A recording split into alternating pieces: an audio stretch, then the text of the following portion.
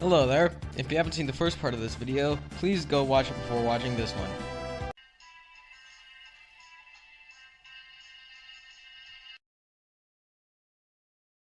Anyway, as we last left off, Kefka is trying to take that one Esper I mentioned before. So everyone is gathered together for war. So I guess war is one side slowly walking towards the other in small groups. Anyway, you kick Kefka's butt, and that other Esper and Terra stare at each other for a while, until Terra somehow turns into an Esper and whisks off while making the most horrifying sound you'll ever hear. The rest of the crew find her in a town called Zozo, along with an old man, for what I believe is the second time now. And by the way, I really hate Zozo.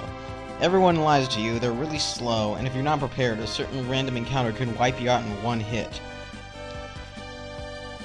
Anyway, the old man explains the whole Esper situation, and shows you his dead friends before killing himself. You now have access to Esper magic that I explained earlier. The crew decides they have to bust into Vector, the Empire's headquarters, and stop the Empire's scheme right then and there. However, Vector is on the other part of the world, and they need an airship to reach it. Fortunately, they find out that they are close to a man who owns the only airship in the world. This is Setzer. His special ability is Slot. Slot is stupid. The crew finds that he will pop out in the middle of an opera to abduct one of the actors. And of course I have to talk about the opera.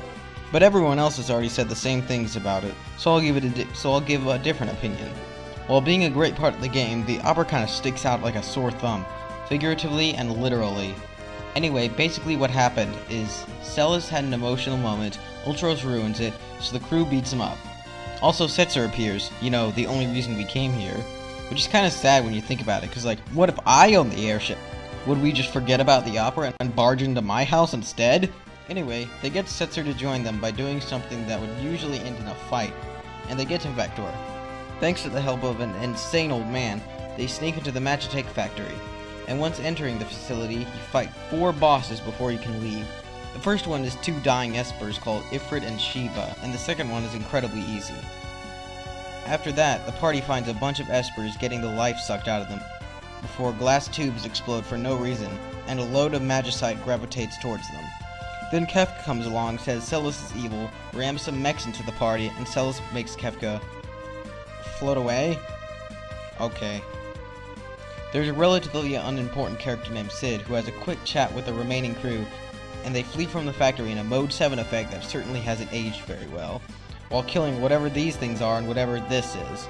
Kefka then uses 2 cranes like a child who got into his dad's Red Bull on Christmas morning to try to knock our heroes out of the sky. After beating the cranes, you finally have control over the airship, and it's amazing.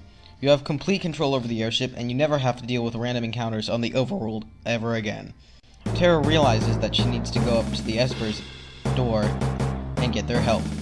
Their realm is on the other side of a massive cave that would normally be relatively difficult to get through if all the enemies didn't get decimated by revivifies.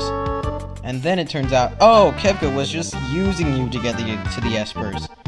Then you let the Espers out and they destroy Vector. The Emperor Gestalt says he wants peace and sends the party to try to talk to the Espers.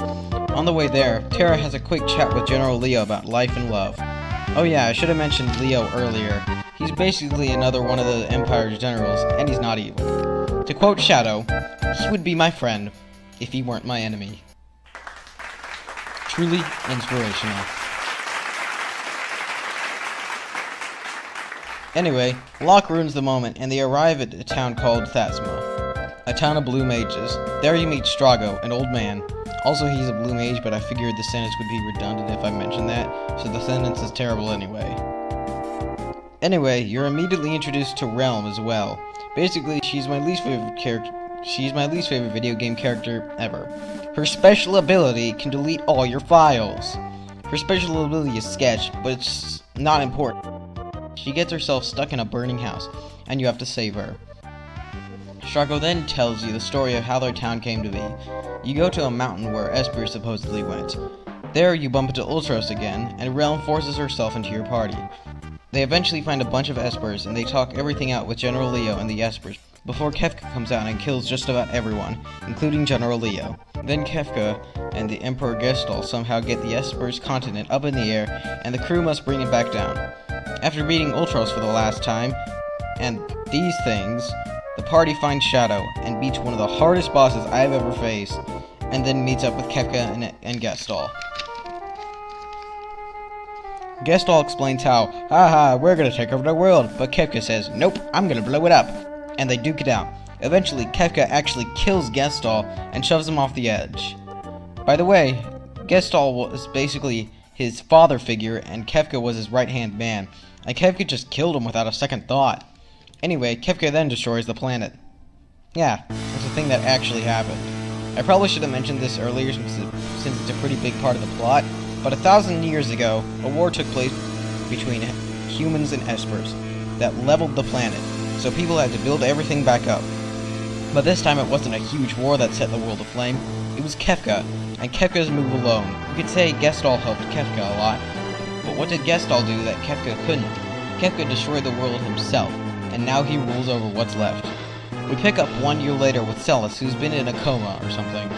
Sid has been taking care of her for a while, but he is now sick. If you let Sid die, Celes actually tries to kill herself, which is pretty dark, but she completely fails and walks away fine. She then finds a raft and sails away to find everyone else. You are then introduced into the rest of the World of Ruin. This is my favorite section of the game. This part is far more open world, where you can do a bunch of side quests, find the rest of your party, including Gogo, Mog, and Umaro, and you can go to the final dungeon whenever you want. That is, after you get the Falcon. Until then, you must trudge from town to town, which sets the mood, I guess, but it's still tedious. Gogo can use the abilities of almost every character, Umaro attacks, and Mog uses dances. You get dances by winning battles in different environments. The dances have Mog do a certain set of moves in a random order. And now, Kefka's Tower. Kefka's Tower is huge. There are a total 8 bosses in this one dungeon, and the party must split up into 3 to beat them all. Eventually, you meet up with Kefka, and he gives you a speech that I like so much, I rewrote it as a poem for school, but it got turned back into me for violence. What I like about this final battle is that there's no power of friendship to make him weaker, or stopping him before he reaches full power. Kefka is giving you all he's got, and you have to give him all you got. This fight has 4 phases, and the last one being Kefka the demigod himself. All of these fights are really well designed, despite none of them making any sense. And beating Kefka is the most satisfying thing ever. And at the time of his death, Kefka has killed over 22 people, over 13 espers, and destroyed 1 planet, 3 towns, and the hopes and dreams of millions. After Kefka is killed, all magic fades from the world. Yet, because of love or something, Terra can remain as human. Needless to say, the ending is spectacular, and that just about sums up why I love Final Fantasy VI. Now that I completely explained why this game is so great, my next video will not be about Final Fantasy VI. It will in fact be about Mother 1. Another JRPG. I know. I'm sorry. I love these things.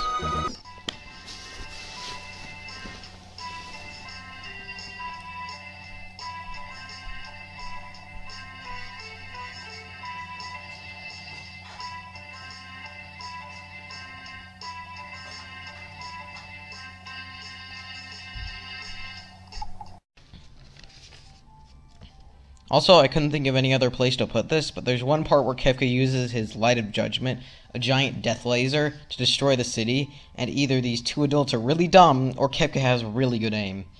It's probably both, though.